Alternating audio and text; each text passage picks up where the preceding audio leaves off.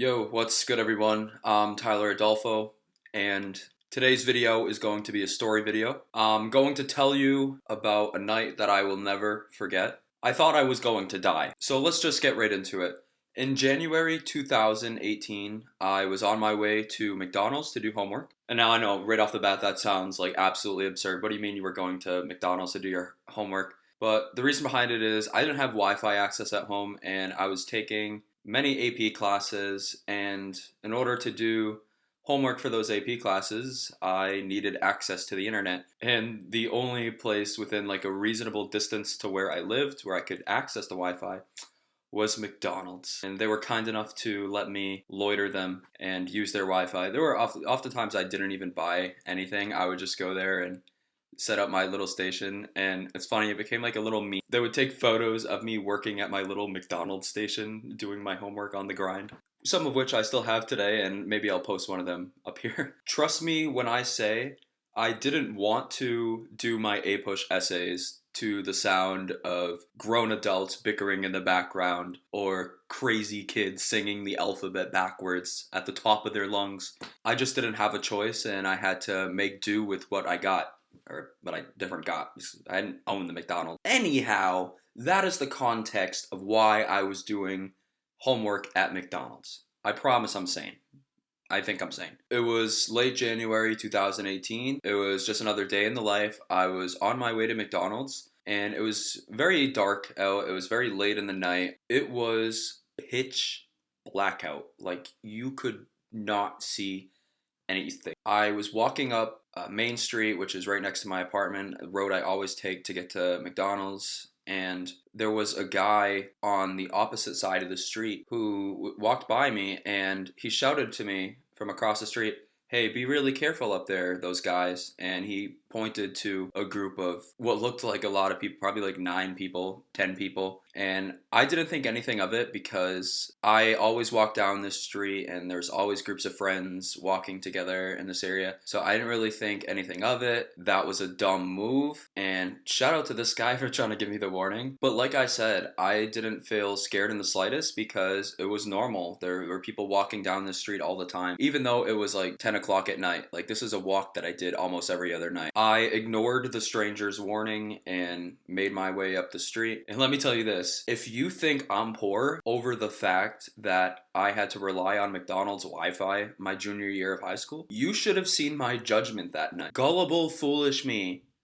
gets a heads up from a stranger who apparently just walked by this group of people telling me, watch out for them. And sure enough, me being the gullible person I am, I continued on my way, and I was now in front of 9 people who were either wearing sweatshirts or hoodies. They were wearing dark clothing, clearly up to no good. And this is like 10 o'clock at night. This white kid wearing a bandana stepped directly in front of me, and he says, "Hey, what's up?"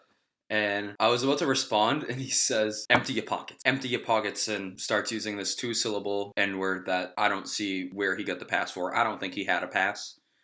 He just felt entitled to use it. From what I can remember, every single person in that group was white. Like I said, it was really dark out, but it just was so corny to me. Like, looking back at it now, like these white kids out here using the N-word thinking they're like some kind of G. This kid is telling me to empty my pockets, and then they're like engulfing me. And this same kid is telling me to walk across the street. And there's this little street on the corner. It's a one-way. It's even more pitch black. They wanted me to start like walking down this alley. We were walking down this road just starting, and they kept telling me to give up my belongings. And at one point they said, stop playing games, 2-syllable N-word that they don't have a pass for. We will shoot you. Up until this point, I was deliberately delaying things, which is crazy. I know it sounds crazy and it was stupid, but I was deliberately delaying things because I didn't want to give up what I had on me. I didn't want to give what was in my pockets. It wasn't even a lot. It was a track phone. But I was also delaying because I was weighing my options. Should I fight back and give them these, Mayweather? Should I capitulate to their demands and do whatever they say? What if they kill me after? What if I scream? What if I make a run for it? At the time I was in shape, believe it or not. Not like I am now, 100 pounds above my BMI. After they threatened to kill me, it was at this crucial moment that I made a big decision. I decided that losing my track phone and Samsung J7 were not worth losing my life. I wanted to live. I didn't care that I would no longer have a phone. I didn't care if they went through my contacts and text messages or if they saw my internet search history that I was still a virgin. I just wanted to live. I was pulling my Samsung out of my pocket, and at this point, we heard a car coming down the road. Not on the road that we were, but on the road to the side of us, which I would have had to walk to get to McDonald's. A car was coming down that road. We could all clearly hear it. And I had my phone out, and I immediately said, "This is all I have," which it was. I mean, I had a track phone too, but it really was all I had. And they started saying, "That's not all you got. Do you want to die? Stop playing games. Stop playing games.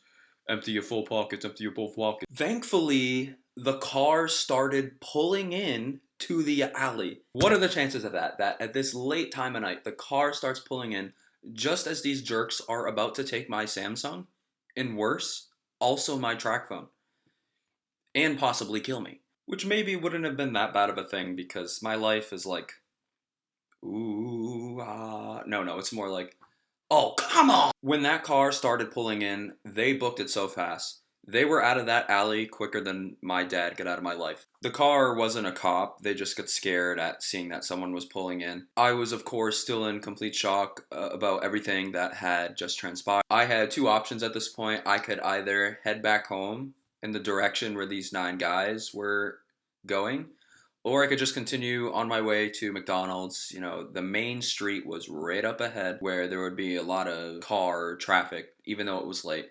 And there would be cameras at the stores, and I would feel a little safer up there, but there's also the street lights, and you get the whole deal. So that's the option I decided upon. When I got to the McDonald's, first thing I did was send a message to my mock trial group chat. I copy pasted that message right away and also sent it to the Facebook Messenger of the local police department. Police got there super fast and they started asking me a bunch of questions.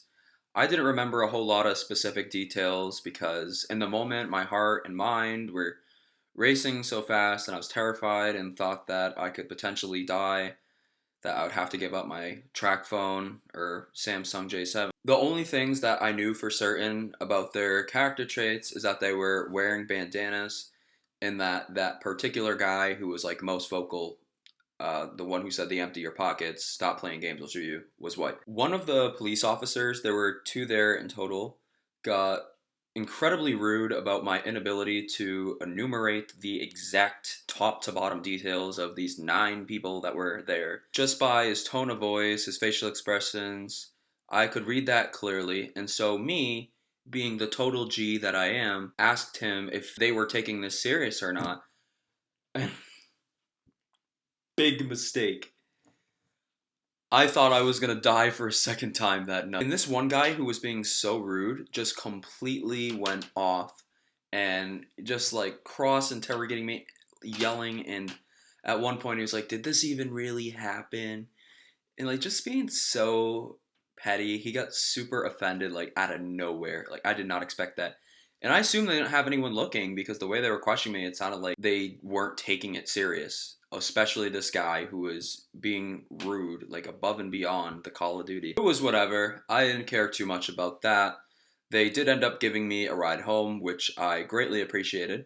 I did not end up getting to do my homework. Of course, I got deadlines extended for those assignments that were due for that night because of what happened. I got home at about 1:25 a.m. and put pen to paper about everything I could remember, as much as possible of what I could remember from that night. If you want to get an idea of how my mind was operating in the aftermath of that, because I think this says a lot about just who I am as a person, is I did end up reaching out to the guidance counselors at my school, and I'm just going to read the email. It's short. I'm going to block out the names, but I'm going to read the email that I sent and I'll put it on screen for you. Alright, so I'm just going to read through this. I have the top line blocked out because it says the names of my guidance counselors. So we're just going to say that their names are Bernice and Bob. Hello, Bernice and Bob. I would like to speak with you sometime Monday about what transpired over the weekend. I have already reported the incident to the police and they are actively searching.